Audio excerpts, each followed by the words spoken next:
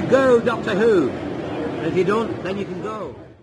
Right, hello guys, you're watching Go Doctor Who, and today we're with another Time Lord Victorious review. So I've just bought it, just opened it up, just got home from work. I'm absolutely knackered, but I'm going to quickly review it and give my thoughts on it.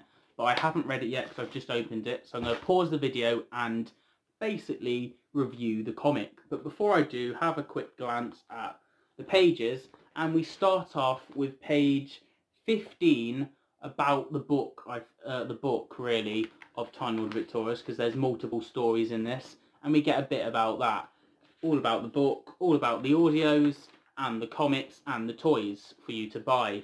And then we get an advert, and then we also get all the information you need, a guide of how to collect this and where the stories take place in, and what order and stuff like that, and what doctors are in the stories. So you get a massive in-depth with that. So it's recommend for this Doctor Who magazine. Then you get more about the comics and the audios, and that's it for the magazine. And you get this lovely picture of the Ninth Doctor. Then we get onto this. Now I haven't opened this up yet, so let's have a look. Oh, some weird TARDIS stuff, mainly for kids, but you know. And then we get an advertisement on the back of a DVD, and then we actually get into the actual thing you paid for, £10, and look how thin it is. I mean, I'm not happy in a way with this, because look at that. Look at the thickness. It's basically a couple of pages, and you've paid £10 for that. I mean, yes, you've also paid for the guide and all that sort of stuff, but yeah.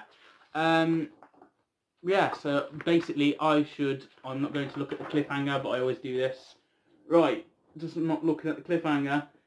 Free delivery, so it's basically advertisement on the back. So, right, I'm going to read this story now and give my opinions and thoughts on this now. So I'll see you guys in a minute, and you'll get my review of this story. So I've just read it, and yeah, basically the Doctor and Rose get lost as per usual, wondering where they are, and realising they're on Gallifrey, but in the dark times. He shouldn't be here. The Ninth Doctor wants to go back. He needs to get in the TARDIS. He needs to escape because he shouldn't be here. This is part of his history. And all he really knows is basically bedtime stories and not true facts of this time period that he's in. And Rose is like, this is your people. And then she gets grabbed by these vampires. That later on we'd see her trying to escape the vampires, trying to talk to the vampires. And then these major people, these women, they trying to feed on Rose, and basically to be continued. Rose gets almost eaten. Okay. Then we've also got the Ninth Doctor trying to find Rose again and asking for help with this old man that was trying to experiment on them, trying to see their DNA and stuff like that. And we only hear about Rassilon, and then the Ninth Doctor tries to get the old man on board and get to this spaceship thing, which he does, and Rassilon catches them, and Rassilon's a woman. So we've got the Master as a woman, the Doctor as a woman, and Rassilon as a woman, which is very interesting. We've seen all the major characters now as a woman, so we might as well get Omega as a woman, then we've all got all of them like that. But yeah, it's interesting to see, because you always expect Rassilon to be a man, so there is that, but then you expect the Doctor to be a man as well. So yeah, it works. It's still very much Rassilon's, basically she's like all powerful. She's trying to deliver commands and orders and stuff like that. And this is the dark times, so we don't know really much of what Rassilon knows and what he does in this time period.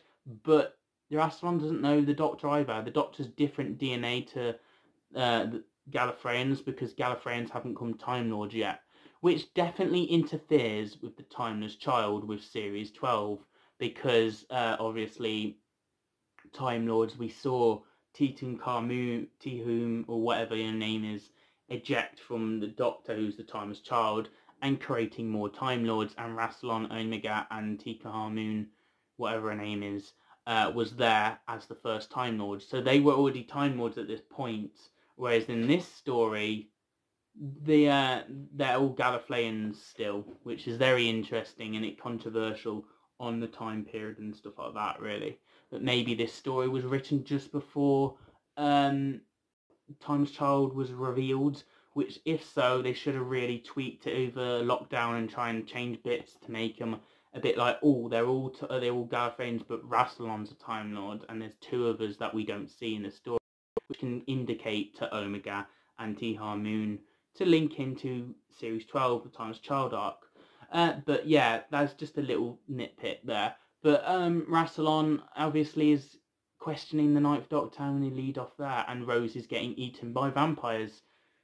Okay, so that's pretty much the story, and it's quite basic. We get 1, 2, 3, 4, 5, 6, 7, 8, 9, 10, 11, 12, 13, 14, 15, 16 pages. 16 pages, very thin, very flimsy, but the artwork is very linked back to 2005, so it's like a little bit of a nostalgia. That it's not modern artwork, but it's still decent enough to its time, and I really enjoy it. So it went by pretty quick reading this. I was when I heard that the Ninth Doctor would be seeing vampires, I was a bit like, but it actually worked. So Gallifrey, we're on Gallifrey, we've got the Doctor's people that are not his people yet, because they're not got the same DNA as him. So there is like, you know, like humans, Neanderthals. They're basically Gallifreyan Neanderthals. I can't say the word to Time Lords in a way. You get what I mean. But yeah,